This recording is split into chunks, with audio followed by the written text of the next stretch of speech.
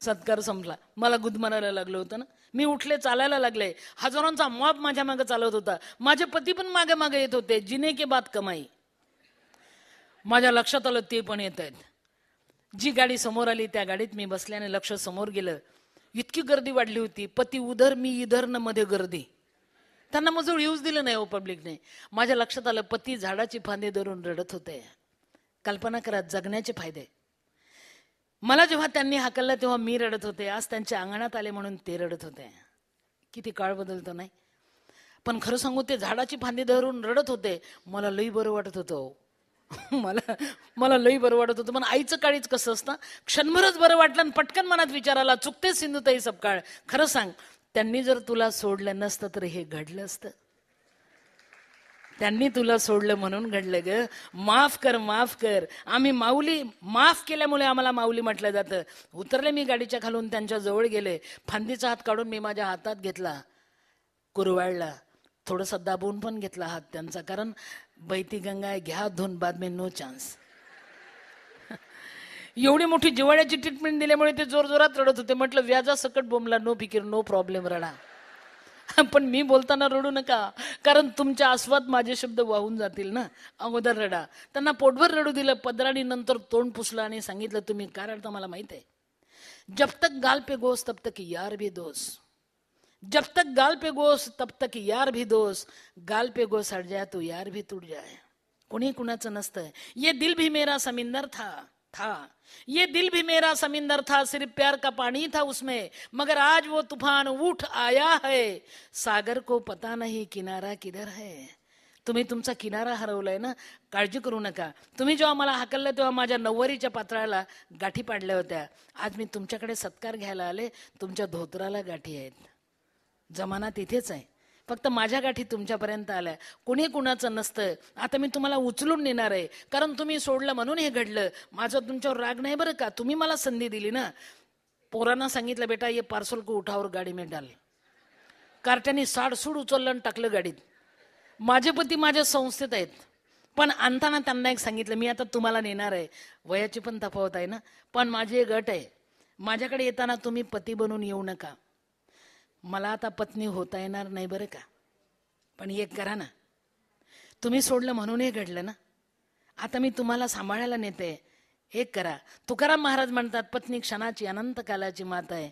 तुम्ही माझं बाळ बनून येत आहे. मी तुमची पण आई व्हायला तयार आहे. तुमची पण आई व्हायला तयार आहे. बाळ बनून या ना. आणलंय संस्थेत. आता माझे पती संस्थेत आहेत. पोरांना परिचय दिला. बेटा हे सगळ्यात मोठं माझं खतरनाक बाळ. आता यांचा सांभाळ तुम्ही करा. माझे पती नरम गादीवर झोपतात, बिफोर टाइम जगतात, वेळेवर जेवतात. मी मात्र देंगा उसका भला ना देंगा उसका भी भला. कारण भाषण दिलं नाही तर मला राशन मिळत नाही. कधी कधी पतीनं मी भाषणाला बाहेर निघाले. भाषणाशिवाय माझ्या संस्था नाहीत.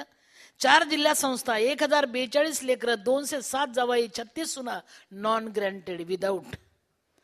पण कधी कधी मी भाषणाला गेले ना की भाषण केल्याशिवाय मला जगता येत नाही. माझ्या लेकरांना दूध पण मिळत नाही.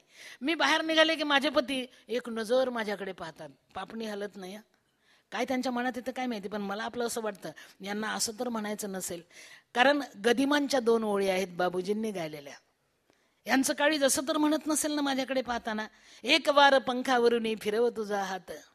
एक वार पंखावरून फिरव तुझा हात. शेवटले घरटे माझे तुझ्या अंगणात. शेवटले घरटे माझे तुझ्या अंगणात. माझ्या पतीला सुद्धा शेवटलं घरट मी दिलं आणि भरून पावले. बघा खरं सांगू काय काय आयुष्यामध्ये येतं. आता लेकरांसाठी वनवन फिरत असते. मागच्या फेब्रुवारीमध्ये मी अमेरिकेत गेले होते. अरे बाबा फॉरेन रिटर्न नऊवारी. आणि आता 2 तारखेला मी दुबईला चालले. मागणी आहे माझी. पण तिथे गेल्यानंतर ओनली 1 नऊवारी मीच होते हो. आणि स्टेजवर चढताना मनात विचार आला मी फारच गावंढळ आहे की काय. पण आनंद वाटला. मी जेव्हा स्टेजवर चढले तेव्हा खालचे सगळे लोक ओरडले जोरात, जय महाराष्ट्र, जय महाराष्ट्र, हमारा नऊवारी लई बेस्ट. पण एक लक्षात घ्या, हे सगळं होत असताना जगत असताना हे काही काही कळस आयुष्याचे मिळतात. मी अमेरिकेत गेल्यानंतर मला एक शोध लागला. आमच्या देशाला माता म्हणतात. माझ्या देशाला माता म्हणतात. भारत माता की जय म्हणतो आपण.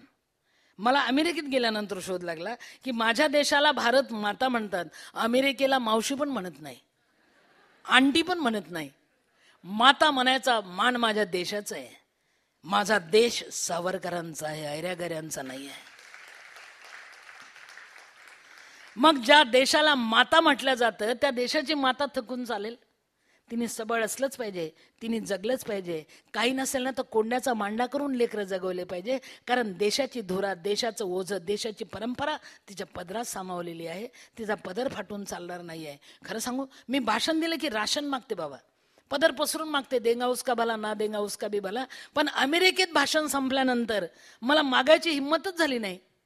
का माहित आहे? अमेरिकेत आणि मागू, माझा देश एवढा गरीब नाही, माझा देश एवढा गरीब नाही. मला हिंमतच झाली नाही मागायची. पण स्टेजवरून खाली उतरताना लोकांनी माझ्या पदरात न मागता डॉलर टाकले आणि 4 मजली बांधकाम माझ्या संस्थेचं पुण्यात उभं झालं बघा. खरं सांगू, मी एवढंच केलं. अनाथांची माय झाले. 1042 लेकरं, सगळ्यात छोटं बाळ 14 दिवसाचं आहे. हो, आजकाल मी बाळ सांभाळते ना, कोणी माझं भाषण संपलं नाही की पिशवीत आणून ठेवून देत आहे. मी जगवते. खरं सांगू, मला माझा गर्व आहे. कारण गांधारीला सुद्धा 101 होते, मला 1042 आहेत. तिला एकच जावई होता, मला 207 जावई आहेत. हमारी कॉलर टाईट आहे.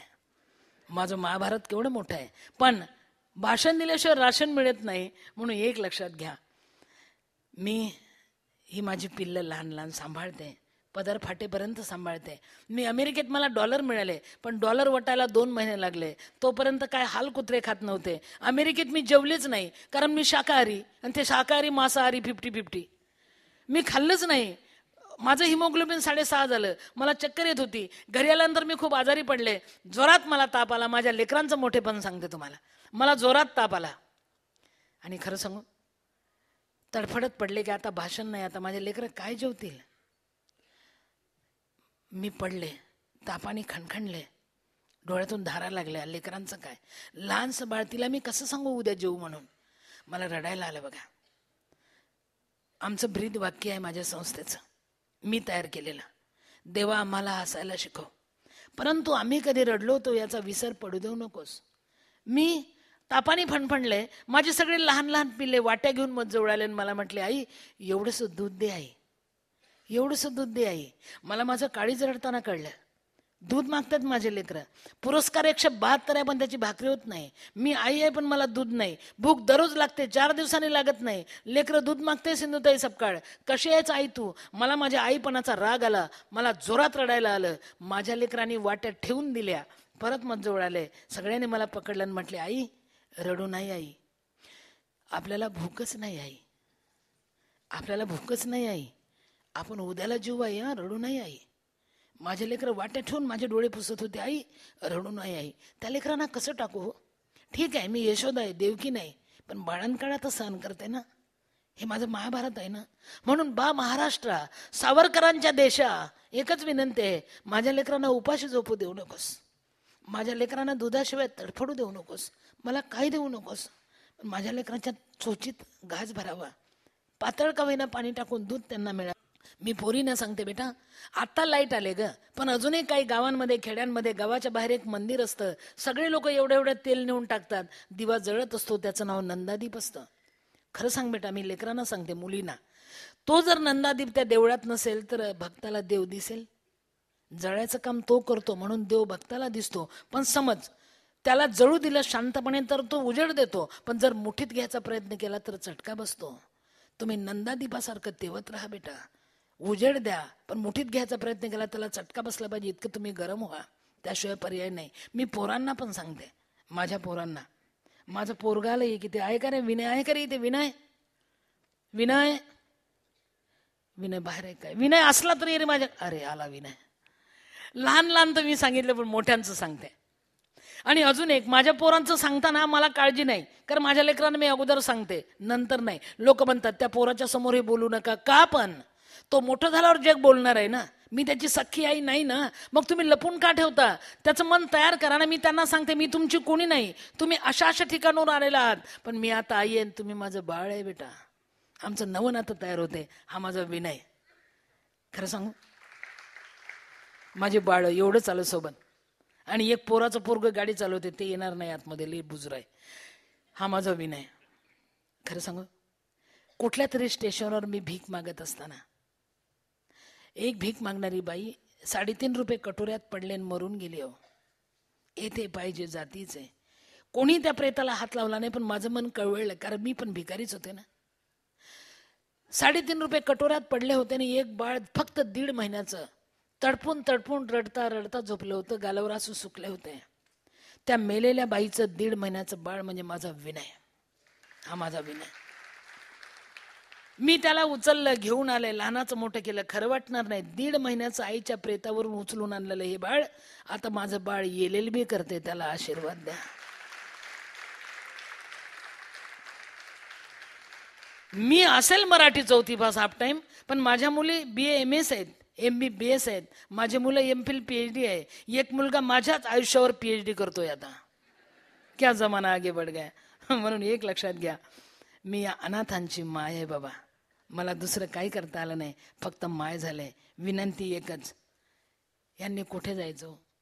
कोणी नाही, माय नाही, बाप नाही, गणगोत नाही. रडतील ते माझ्याजवळ, मागतील ते मला. मी डबल भूमिका बजावते, आई आणि बाप आणि गणगोत पण मीच. खरं सांगू, मी माय झाले अनाथांची. आणि अजून एक आश्चर्य सांगते, आज सावरकरांच्या स्टेजवर एवढं तरी मी सांगितलं पाहिजे.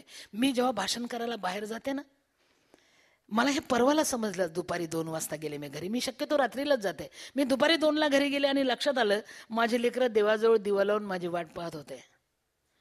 मी ओरडले, बेटा फोडणीला तेल सापडत नाही रे, आणि तुम्ही दिवसभर दिवा लावताय रे. बेटा देव रागवणार नाही आपल्यावर, तुम्ही देवाचे जीव आहात. संध्याकाळी सांजवात लावा रे, दिवसभर दिवा नका लावू बाळ. एका लहानशा मुलाने मला उत्तर दिलं. म्हटलं आई, आम्ही त्याच्यासाठी दिवा नाही लावत आई. म्हटलं मग? आई तू भाषण करायला जाते ना, तर आम्हाला खूप भीती वाटते आई. का रे बेटा? आम्हाला असं वाटतंय आता आमचे जोरजोरात भाषण दिलं ना मरूनच जाईल असंच वाटते आई. आणि मग तू जाताना आम्ही तुझ्याकडे पोटभर पाहतो आई, आमची आई परत नाही आली तर काय घ्या. आणि तू पाठमोरी झाली की आम्ही देवाजवळ येतो आई, प्रार्थना करतोय आणि देवाला सांगतोय, भगवंता आम्हाला कुणी कुणी नाही बरं का, एकच आई आहे बरं का, तिला मरू देऊ नको बरं का, आमच्या आईला वापस पाठव बरं का, आम्हाला कुणी नाही बरं का, आमची आई आम्हाला वापस पाठव बरं का, नेऊ नको बरं का. असं आम्ही देवाला सांगतो ना, प्रार्थना करून दिवा लावतो आई. पण तू जाताना लावलेला दिवा तू परत येईपर्यंत विझू देत नाही आई. आम्ही फोडणीला तेल नाही टाकत आई, बाटल्या भरून ठेवतो आई. पण खरं सांगू आई, तू नसताना देवाजवळ दिवा जळते ना, तर आम्हाला असं वाटतंय आमची अजून मेलीच नाही, कारण दिवा विझलाच नाही. दिवा जळते म्हणजे आई जिवंत आहे असं वाटते माय. म्हणून आम्ही दिवा लावून वाट पाहतो आई, लवकर लवकर ये आई, दिवा विझू देत नाही आई, तू यावं म्हणून. खरं सांगू, जी लेकरं देवाजवळ दिवा लावून माझी वाट पाहतात त्यांना मलाही रिकाम्या हाताने जायची लई भीती वाटते हो. मी माय झाले अनाथांची, तुम्ही गणगोत व्हा, नातलग बना. पुण्याला तरी येऊन मला भेटा, माझ्या लेकरांच्या तोंडावर हात फिरवा. कोणाची वाट पाहतील हो हे लेकरं? कोणीच नाही आहे. मला होते तेवढं मी करते, तुम्ही पाठीशी आला तर डबल जोमाने काम करेल. खरं सांगू, जवळ आलात दूर जाऊ नका, मी माय झाले, तुम्ही गणगोत व्हा. आणि जी ही लोक इथे धडपड करतात, खाडीलकर, मला खाडीलकर साहेबांना एक म्हणायचं आहे की कावळे आणि चिमण्या नुसतं उडतात, कावळे आणि चिमण्या नुसतं उडतात, झेप घेणारी अवलाद गरुडाची असते. कावळे आणि चिमण्या नुसतं उडतात, झेप घेणारी अवलाद गरुडाची असते. आमचे सावरकर गरुडासारखे उडून गेले, पण अजूनही त्यांचे 4 पिसं आपल्या सोबत आहेत जे धडपड करतायत. म्हणून मला यांना सांगायचं आहे, खाडीलकर साहेब तुम्ही दोघंही आणि तुमची सगळी चिल्ली पिल्ली असेच उडत राहा, पण ज्यावेळेस तुम्ही उडताय ना तेव्हा नियती बाण मारते संभल के. माणसाने उडान केल्यानंतर, आकाशात अंतराळी झेप घेतल्यानंतर नियती बाण मारते. सावरकरांनी खूप बाण पचवले हो, म्हणून आपल्याला जखम काढली. म्हणून एक लक्षात ठेवा, तुम्हाला बाण नियती मारेल तिचा तो धर्म आहे. ज्यावेळेस तुम्हाला नियती बाण मारेल त्यावेळेस जखम कुरवाळत बसू नका. जमलं तर 4-2 पिसं गाळून टाका, नवे उगवतील.